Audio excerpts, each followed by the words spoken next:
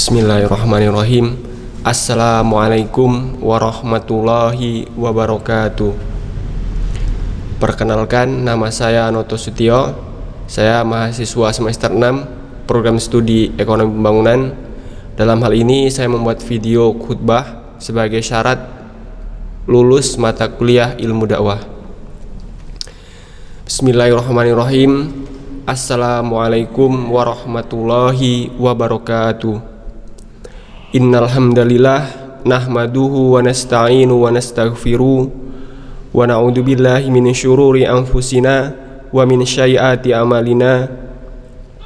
May yahdihillahu fala mudhillalah wa may yudlilhu fala hadiyalah. Asyhadu an la ilaha illallah wahdahu la syarikalah wa asyhadu anna Muhammadan abduhu wa rasuluh. Allahumma sholli ala Sayyidina Muhammad wa ala ali wa sahbihi ajmain. Wattabi'ina lah bi ihsani ila yaumiddin. Fa ya ibadallah usikum wa nafsi bitaqullahu faqad fadal muttaqun. Jamaah Jumat yang berbahagia, dalam hal ini saya selaku pengkhutbah pada Jumat kali ini ingin memberikan pesan kepada kita semua, terutama kepada saya, yang dimana Jumat lalu sebagian dari kita berkumpul, atau seminggu yang lalu kita berkumpul di sini dalam rangka menunaikan kewajiban kita. Tapi di Jumat yang saat ini ada dari saudara kita yang mungkin tidak dapat hadir karena mendapat halangan, baik itu sakit ataupun musibah yang lain, atau bahkan telah menghadap kepada Sang Penciptanya, yaitu Allah Subhanahu wa Ta'ala. Coba ingat berapa teman, kerabat, atau bahkan keluarga kita sendiri yang sudah ataupun yang tidak diberi kesempatan untuk menghadiri sholat Jumat pada hari ini. Oleh karena itu, saya selaku khatib mengingatkan diri saya dan para jamaah sekalian untuk terus mengingat Allah Subhanahu wa Ta'ala dan menambah ketakwaan kita terhadap Allah Subhanahu wa Ta'ala. Karena dengan mengingatnya lah harapan kita ketika kita diwafatkan dalam keadaan Islam, dalam keadaan berserah diri kepada Allah Subhanahu wa Ta'ala.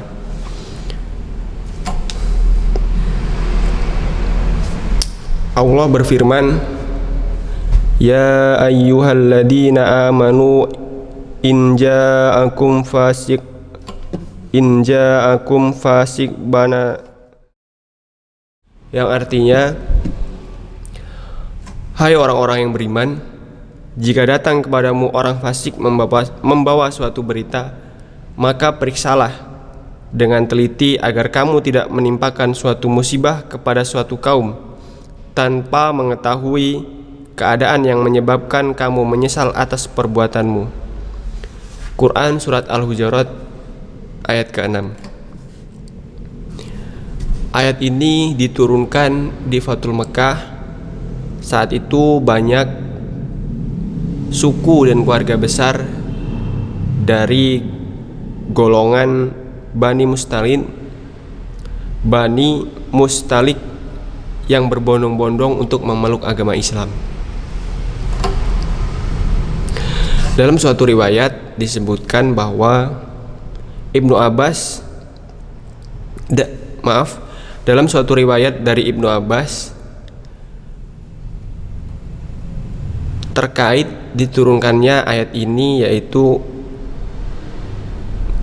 khusus atau lebih bersangkutan dengan seseorang, yaitu sahabat Nabi, yaitu Al-Walid bin Uqbah bin Abi Muhti, yang dijadikan oleh Rasulullah sebagai utusan untuk memungut zakat di Bani Mustalik tadi, orang yang baru masuk Islam, berbondong-bondong masuk Islam. Nah, di sini terdapat asbabun nuzul atau sebab kenapa ayat ini turun, yaitu di peristiwa ini. Kaum Bani Mustalik pun sangat berbahagia ketika berbondong-bondong masuk Islam dan mendapat respon yang baik dari Rasulullah, dari Nabi Muhammad SAW, yaitu dengan diutusnya Al-Walid tadi untuk memungut zakat di Bani Mustalik tadi. Nah, tapi di sini ternyata terjadi kesalahpahaman, yaitu pada saat Al-Walid datang datang untuk mengambil zakat, ternyata persiapan yang dilakukan oleh Bani Mustalik tadi sangat berlebihan, sangat luar biasa, karena dia merasa berbahagia untuk menjemput ataupun untuk menerima seorang utusan Rasulullah. Begitu luar biasanya. Ini hanya menerima seorang utusan Rasulullah, tapi sangat luar biasa. Kumpul semua orang, kan? Kalau mungkin digambarkan ya, kumpul semua orang beramai-ramai, tapi ternyata Al-Walid ini salah paham gitu kan. Al-Walid salah paham, dikiranya kumpul ramai-ramai sambutan yang meriah ini sebuah dusta atau sebuah kebohongan yang dilakukan oleh Bani Mustalik tadi. Nah, ternyata di sini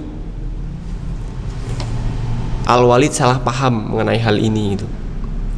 Pulanglah Al-Walid menemui Rasulullah, mengatakan bahwa, ya Rasulullah, Bani Mustalik berdusta, dia mau membunuhku dengan cara menyiapkan pasukan yang sangat besar. Tuhan. Rasulullah marah, menyuruh pasukannya untuk menyerang Bani Mustalik tadi. Tapi sampainya di sana, justru Bani Mustalik bertanya, di mana utusan Rasulullah? Kami sudah menunggu, ini zakat yang sudah kami kumpulkan mau kami serahkan kepada Rasulullah melalui utusannya. Nah, di sini terjadi salah paham. Ternyata sambutan yang meriah itu adalah bentuk kecintaan kaum Bani Mustalik tadi kepada Rasulullah melalui utusannya, yaitu semangat untuk menunaikan zakat, tapi direspon. Makanya Al-Walid dapat teguran dari Nabi Muhammad dan turunlah ayat ini. Jamaah Jumat yang berbahagia, belajar dari kasus di atas, kasus Bani Mustalik dan Al-Walid di atas, hal yang serupa kemungkinan juga bisa terjadi kepada kita, yang dimana kita ketahui sekarang ini era teknologi, era digital. Kita hanya dengan jari-jari kita saja bisa menyebarkan berita yang valid ataupun berita yang tidak valid itu. Nah, ini yang harus bersama-sama kita benahi, kita telaah dulu sebelum men-share, membagikan berita kepada masyarakat yang luas. Karena jangkauannya bukan hanya keluarga ataupun kelompok lagi, masyarakat luas yang tentu mempunyai perspektif berbeda-beda terhadap berita yang kita sebarkan. Akan berdampak buruk bagi mereka yang mempercayai ketika berita yang kita sebarkan berita tidak benar, tapi akan berdampak positif ketika berita yang kita sebarkan adalah berita positif gitu. Jamaah Jumat yang berbahagia, Al-Walid bin Uqbah bin Abi Mu'ti hanya sekali menyampaikan kabar yang tidak teliti dahulu kebenarannya. Oleh Allah secara langsung disebut sebagai fasik.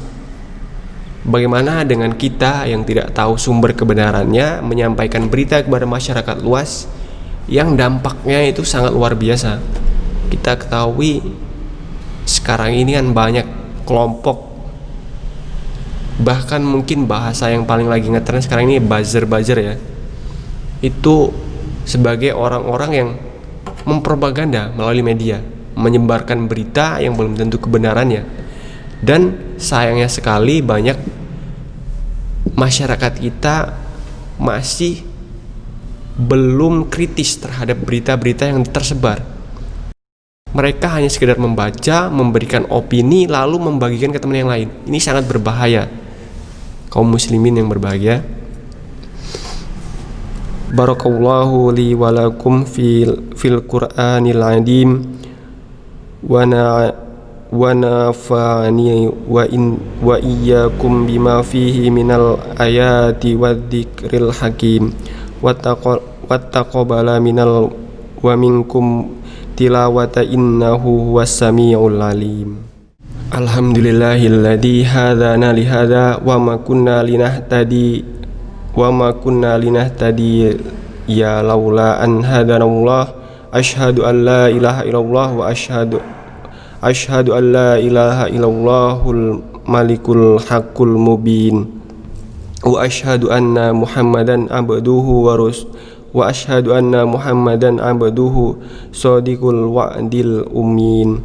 Allahumma fasholli ala muhammadin wa ala alihi wa ashabihi wa man tabi'il ila yaumiddin.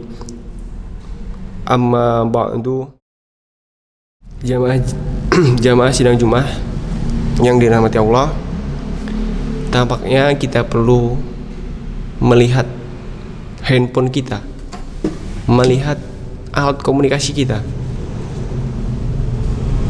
tentang percakapan-percakapan di grup WhatsApp, di sosial media kita, Instagram, Twitter, Facebook, ataupun yang lain sebagainya. Yang kita dapat apa? Manfaatkah atau justru dampak negatif dari alat komunikasi kita yang gunakan? Selama ini yang kita gunakan itu dampak positifnya kah atau dampak negatifnya kah? Ini yang perlu kita kaji bersama, yang mana kita ketahui sekarang ini ada undang-undang UU ITE. Jika kita tidak bijak dalam menggunakan handphone kita, menggunakan sosial media kita, hal ini bisa menjerat kita. Bahkan kita pun tidak menyadarinya. Mungkin hanya menulis satu kata, dua kata yang menyinggung orang, itu bisa menjadi hukum pidana jika kita tidak bijak dalam bersosial media menggunakan handphone kita.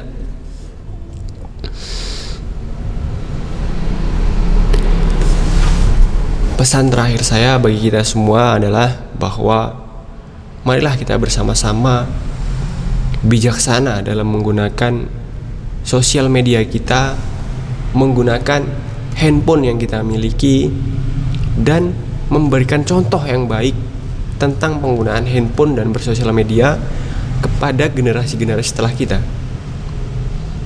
Karena yang kita ketahui di dunia nyata ataupun di kehidupan sosial kita seolah berjarak, tapi ketika kita memasuki dunia sosial media, dunia internet, seperti tidak ada jarak yang membatasi.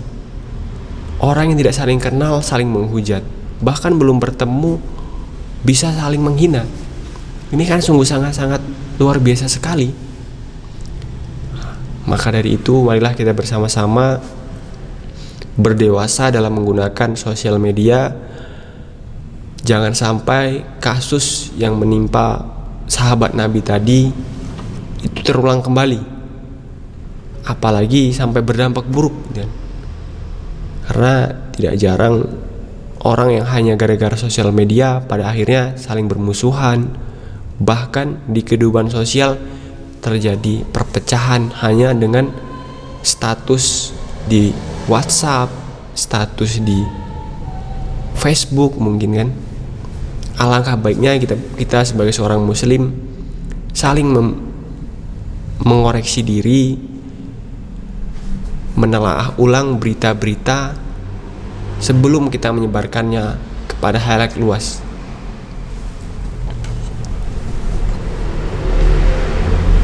Semoga Allah Subhanahu wa Ta'ala mengampuni dosa-dosa kita yang telah lalu dan menjadikan kita manusia yang lebih bijaksana, lebih bermanfaat bagi sesama, dan menjadikan jari-jari kita ini jari-jari yang menebar kebaikan, bukan hanya menebar hal-hal yang tidak bermanfaat ataupun bahkan kebencian kepada sesama.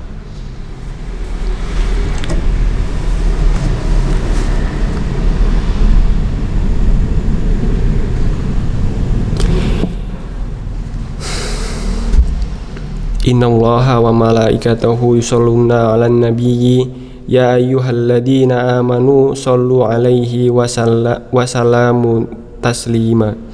Allahumma ighfir lil mu'minina wal Allahumma ighfir lil muslimina wal muslimat wal mu'minina wal mu'minat al ahya minhum wal amwat innaka antal sami'ul qaribul mujibul da'wat